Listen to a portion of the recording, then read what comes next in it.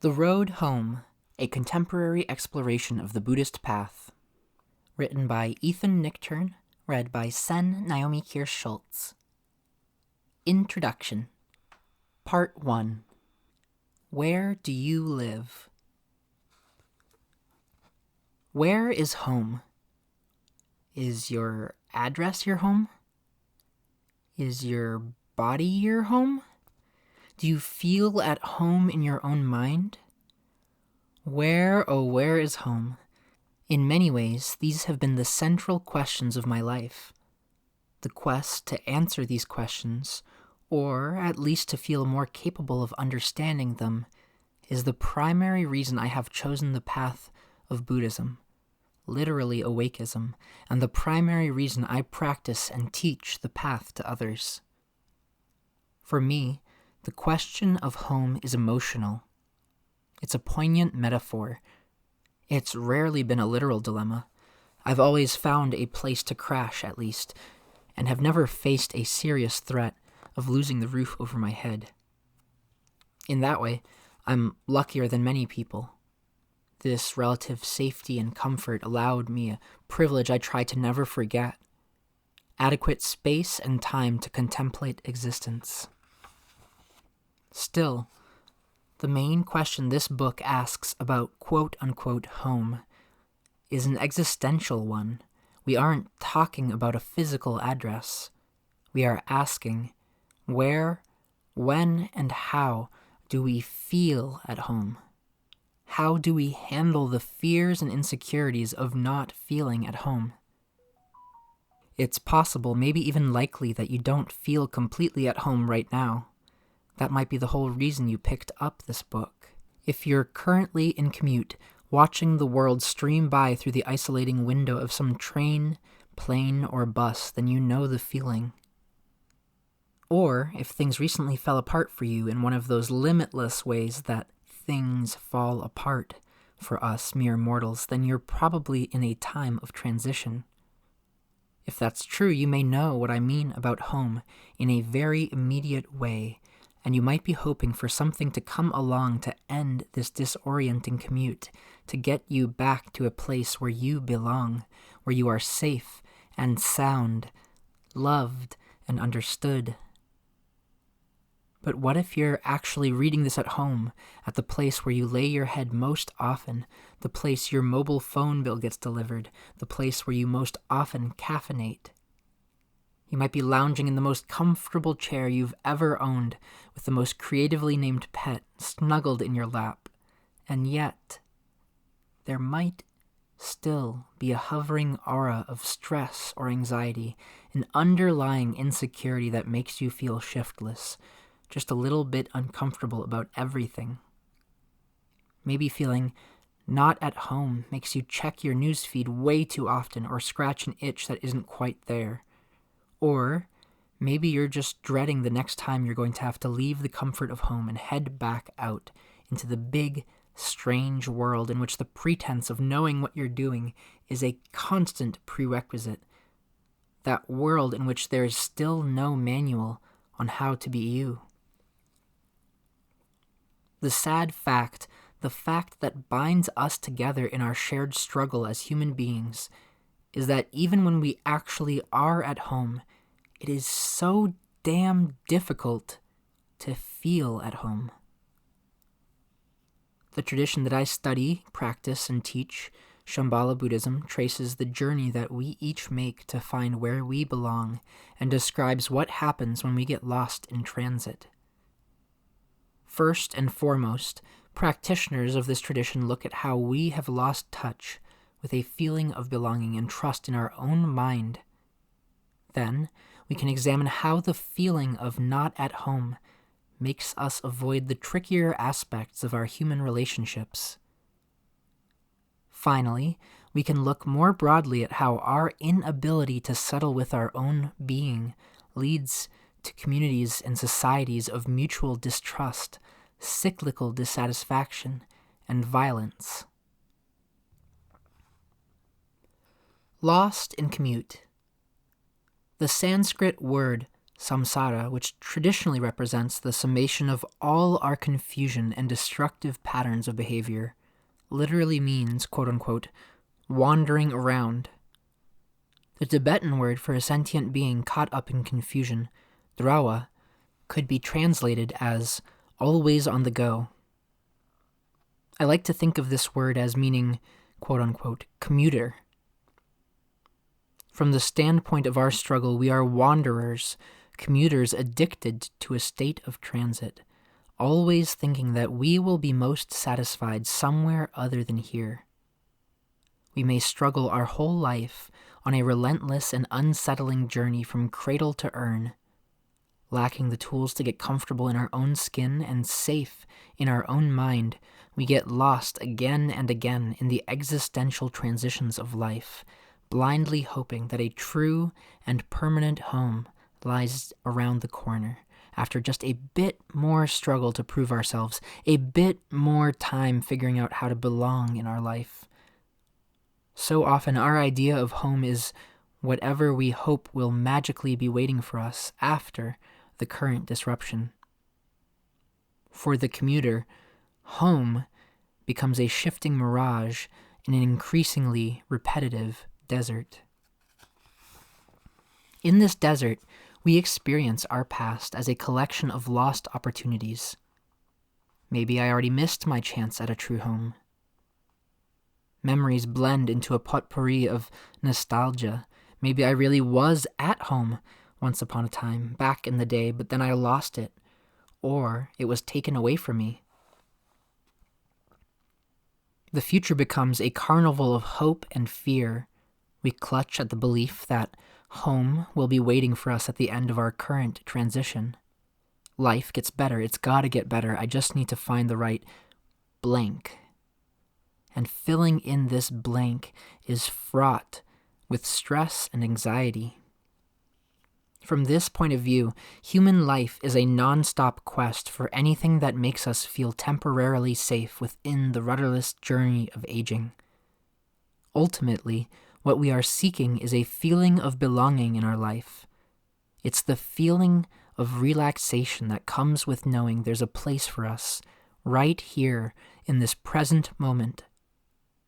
But if we never feel like we belong in the present, we quickly become cynical and apathetic, human zombies on a commute from moment to moment, day to day, year to year.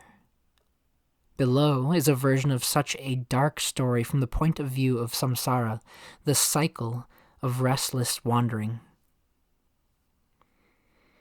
The commuter's story. When the commuter is born, he cries from the depths of his being, not knowing where or who he is. Breath is both a gift and a burden. As a baby, the commuter clamors for safety in a world in which he is utterly defenseless.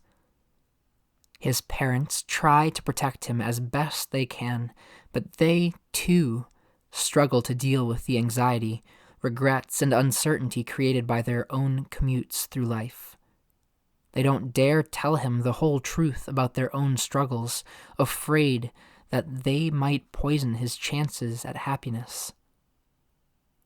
Childhood brings many light-hearted moments, but few answers to the many questions that define his personal cosmos.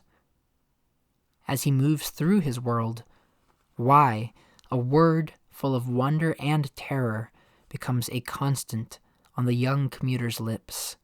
Why the sun? Why these grass stains? Why does strawberry ice cream have to melt so quickly?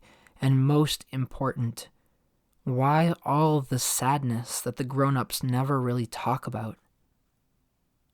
Sometimes he gets a real answer to these questions, but even those answers almost always strike him as incomplete or beside the point, simply opening the door to new whys.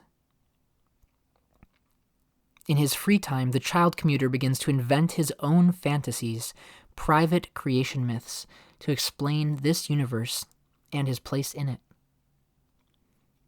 He feels disempowered by an inability to reconcile his vast imagination with the confining rules of this place he is slowly learning to inhabit. taller, fatter people called adults make all the rules, which they pass off as objectively true. They tell him that when he grows a little more, he'll begin to belong to this place, this society, this earth.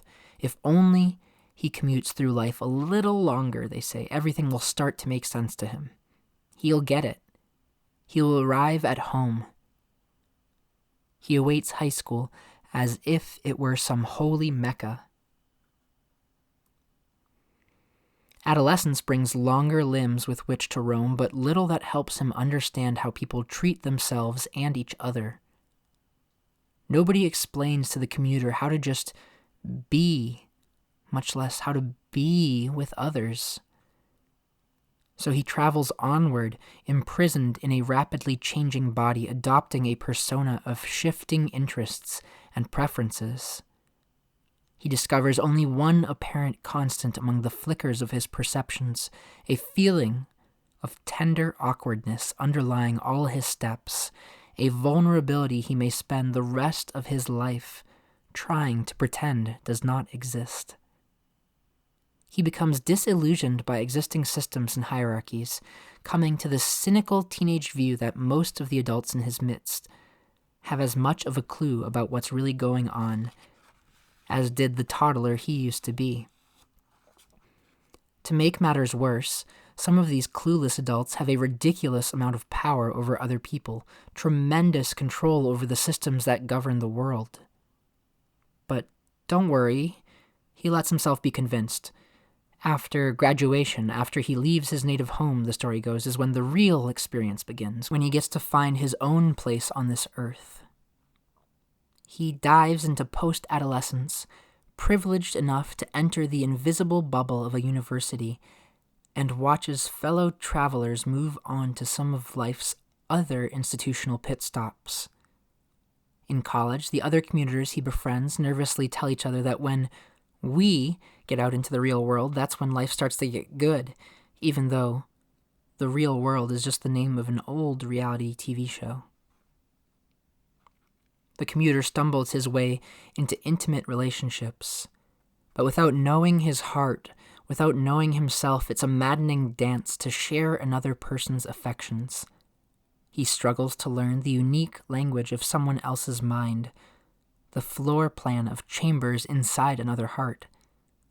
He feels the accumulation of deep wounds. His capacity to let himself stay open seems to weaken with each disappointment. Wandering through the emotional ups and downs, he gets insatiably lonely when single and relentlessly restless in relationships. He tells himself that eventually, if he just wanders onward a little further, he will find the right person, or at least someone to keep the bed warm. Then he will feel at home, safe, and above all, understood. But romantic disappointment turns saviors into tyrants in the blink of an eye. He decides to take a break from the tyranny of intimacy, and he journeys on alone. For a while, the commuter builds his home out of a righteous independence from the bondages of human connections. Maybe liberation lies in the freedom from having to depend on anyone or anything, he decides. For a while, this spiritual libertarianism becomes his favorite place to hang his proverbial hat. He could practically write a manifesto on self-reliance. But in the end, building an off-the-grid existence with an isolationist heart doesn't help if his relationship with his own mind is unsustainable. He journeys onwards, pursuing a career, making his life purposeful, angling to leave a mark through his labor, his achievements.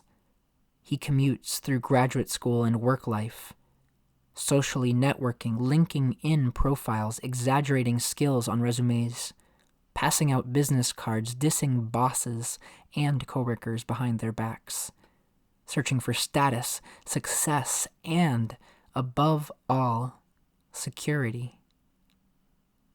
But what from the point of view of this narrative of dissatisfaction, is a career anyway.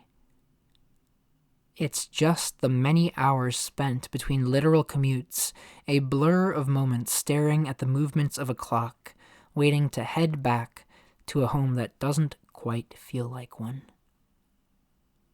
The commuter finds time to travel abroad, wandering like some Xerox of a Xerox of Kerouac across this lonely planet. He decides that maybe a little spiritual odyssey will open his eyes and lend him the perfect Kodak moments to post on Instagram. On his pilgrimages to places that are sacred to someone else, he takes brilliant pictures of filtered sunsets. As the light flees each day one closer to death, he accumulates passing likes from all the other commuters out in cyberspace. Who doesn't want to be the most popular wanderer? Eventually, he settles down and finds a partner with whom the miscommunication is bearable and the snuggles are sheltering, and they give birth to children, welcoming a new generation of commuters. He convinces himself that this nesting process will bring the home he and his partner were always seeking. He lets himself feel cautiously optimistic that they will erase the neurotic mistakes of their own generation, which are version 2.0 of the mistakes of the previous ones. He will provide these new, improved little beings with a home and a clear path to belonging. But parenting brings a new kind of commute through upheaval and groundlessness. It turns out, of course, that everything brings groundlessness because everything comes from groundlessness. But he just can't settle with this liberating and terrifying truth. Everything that starts ends. So he commutes onward, idealizing the oncoming Valhalla of the middle-aged, the empty nest. That's when he'll really be able to get some time back to himself, to finally deepen his relationship to his own being, to achieve spiritual insight, or else complete long-forgotten creative masterpieces. Or maybe he'll just take a good long nap on the couch.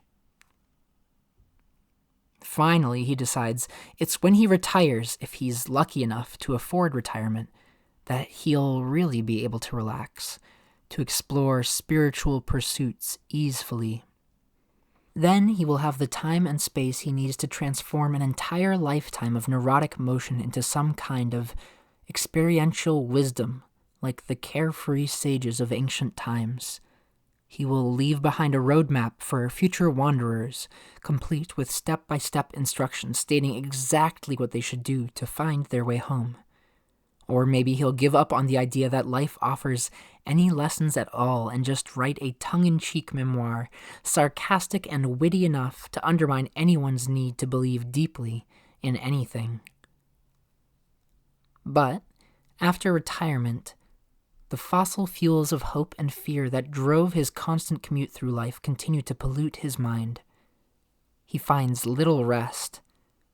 Finally, there is only one commute left, a choiceless journey into old age and death, a kind of mass transit that even the most seasoned traveler might be unprepared for.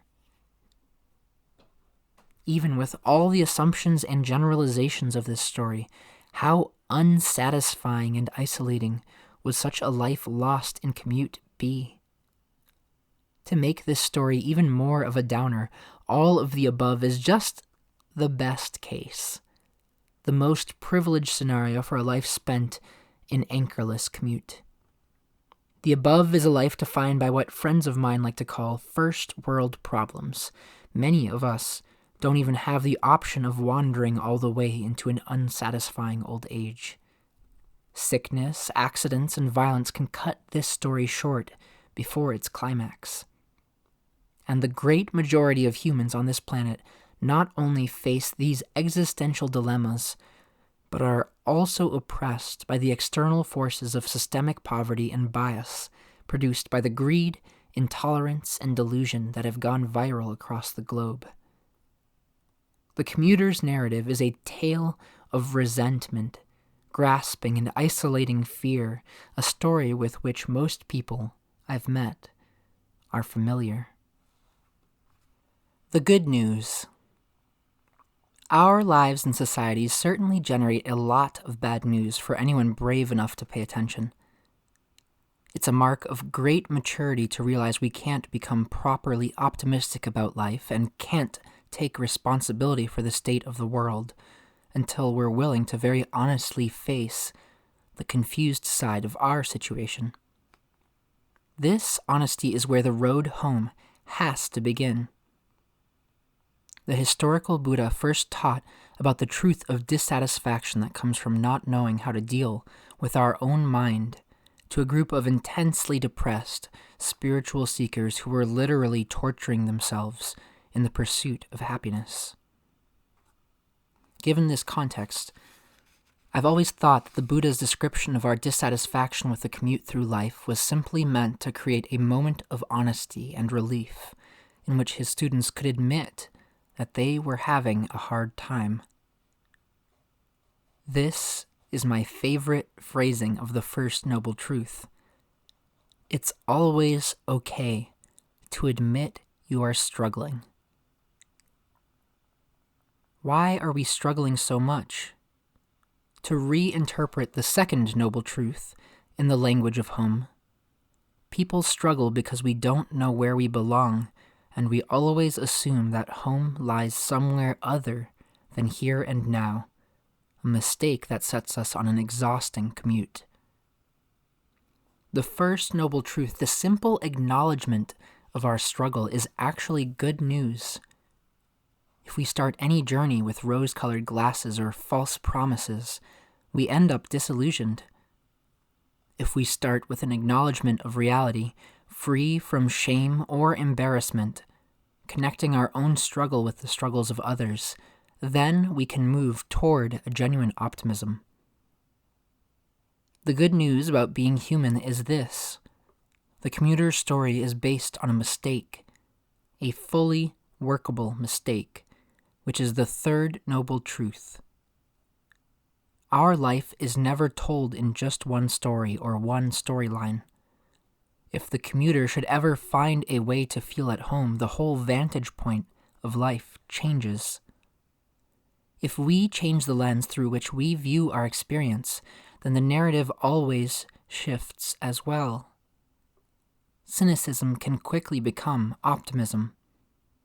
If he finds a road home, a path outlined in the fourth noble truth, then the commuting zombie eventually turns back into an empowered human being. All of us have at least glimpsed another way of moving through life, an alternative narrative that arises in parallel to this story of alienation. Sometimes, even for just a moment, something in us shifts and we don't fixate on whatever will happen at the end of this particular transition. For a moment, we actually arrive in the present, feeling safe, belonging right here. A whole new realm of possibility emerges when it feels like we actually belong in our present experience. We start to appreciate life in a way that is impossible to express verbally. It's nothing magical unless you consider experience itself to be magic. It's just the feeling of reality shining through the gauzy filters of hopeful daydream and fearful nightmare. If we can learn to consciously reproduce the feeling of returning home to the present, we start developing confidence that we belong here. Maybe we belong here even as much as the great saints and sages of human history, the enlightened people who actually figured something out about life. If we feel like we belong here enough, we experience the great relaxation that comes with not competing against idealized images of a different, better me. Ideals that by definition we could never live up to. Shame and guilt about who we are slowly subside.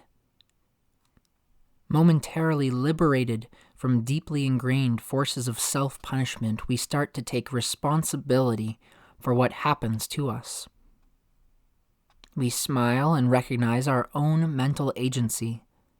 Then, we open our eyes and start looking other people in the eye, listening to their stories more deeply. True friendship and intimacy take shape only when we are present enough to experience more than just one narrative, as well as to participate in our shared human experiences. Suddenly inspired and naturally energized, we can even begin to take responsibility for belonging to planet Earth, for feeling at home in relation to all of this planet's commuting inhabitants. In this alternate story, our experience of time itself ceases to be one of cyclical entrapment, the déjà vu pain of just going through the motions. Life is no longer about just trudging onward towards oblivion. In this alternative, empowered narrative, the passage of time starts to represent spontaneous opportunity. Every day is new, every moment fresh, every relationship sacred. In this story, no one is ever doomed. Now is always the moment of creative potential. In this alternate story, we are awake. Where do you live? My father, David, has been a meditator for 45 years and a Buddhist teacher for almost 40 years, all while maintaining his day job as a composer and musician. Dad tells a funny story of a conversation he had with a Tibetan teacher, or Rinpoche, when the teacher was staying at our old loft in New York's NoHo neighborhood.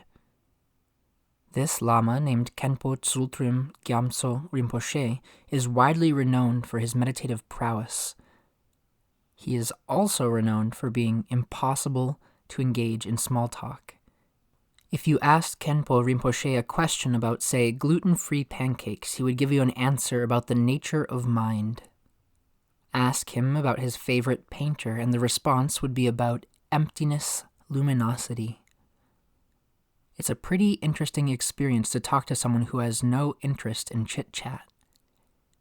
Imagine trying to send him an instant message. How do you even start a conversation? My father, who loves small talk, decided not to ask a question about the Buddhist teachings. Instead, he asked Rinpoche a small talk question. Where do you live? It was a simple enough question, a little dose of chit-chat, to blend with all that profundity. Where do you live, Dad asked, when you aren't on the road, traveling, moving around, teaching? Where do you live, Rinpoche? When he heard the question translated, Khenpo Rinpoche raised the brows above his wide eyes and said something in Tibetan to his translator. My father didn't break his gaze with the powerful little man. I imagine this was quite an eye-locked moment, brow to brow, mind to mind. My father heard the translator's voice ethereally in his ear as he stared into Rinpoche's eyes. Cue climactic theme music. Rinpoche says to tell you that he lives in the center of his awareness. You know you've met a true yogi when you get that kind of answer, my father finishes the story. As for me, I live on Great Jones Street. That's quite an answer to a simple question. When Rinpoche said, I live in the center of my awareness, I believe he was saying, with full confidence, that he had developed the tools to experience complete acceptance and relaxation within the space of his own thoughts, perceptions, and emotions. He was claiming a kind of fearless intimacy with his very being, a comfort with oneself that is rarely seen. He was saying, it doesn't matter where I live, because I always feel at home. I belong here, no matter where here is. If you were here, you would be home by now. In psychological terms, this space of basic awareness, the home, for all of our subjective experience is called the mind. In more romantic terms, it's often called the heart. The totality of our personal experience, what the Tibetan teacher called his awareness, involves our cognitive, emotional, and intellectual processes all at once.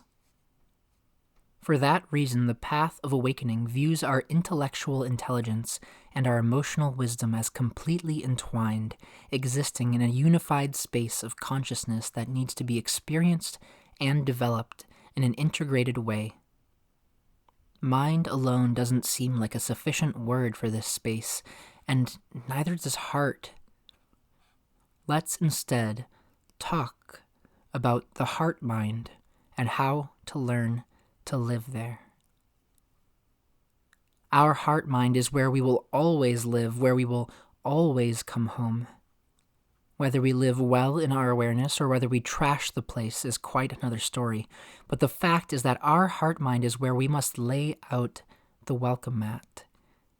What could possibly be more important than taking care of our true home? The decision to prioritize your relationship with your heart-mind is deeply connected with what it means to practice Buddhism. People often ask, what's the definition of a Buddhist? I've always done my best to answer, but there are a lot of possible responses. It's very personal and definitions are always debatable. Of course, there are formal vows that you can take to become a Buddhist, and many people do, but not everyone chooses this path. The vast majority of folks I've worked with on the Awakist teachings are interested in some definition that is accessible and relevant to life in the fast-paced global society of the 21st century. Many of us are not looking to take on anything that sounds like a new religion, preferring a socially relevant and ethically responsible psychology and philosophy. As Eastern ideas converse with Western science, culture, art, and politics, and especially Western psychology, the definition of a Buddhist is open to an increasingly lively debate, and the range of definitions seems to evolve almost daily. Some people are adamant about what does or doesn't make someone a true Buddhist, or a quote-unquote good Buddhist, a real deal practitioner. Of course, every tradition has its purists obsessed with policing authenticity. However, the purists end up simply authenticating, within a huge array of traditional perspectives available to them, the aspects of the tradition that support their narrow claims. Here's my personal definition of a Buddhist: someone who prioritizes cultivating her relationship to her own heart-mind and her relationship to other sentient beings above whatever else she might achieve in life. An Awakist is anyone who has come to the decision that her heart-mind is her true home and develops the tools to train to live in her awareness with skill and compassion. An Awakist uses contemplative and ethical tools to travel the road home and to help others feel at home in whatever way she can. For me, in this vast and diverse world, the only meaningful definition of a Buddhist is this broad and inclusive one. This has been part 1 of the introduction of The Road Home, a contemporary exploration of the Buddhist path, written by Ethan Nichtern, read by Naomi Kirst-Schultz. Thanks for reading with me.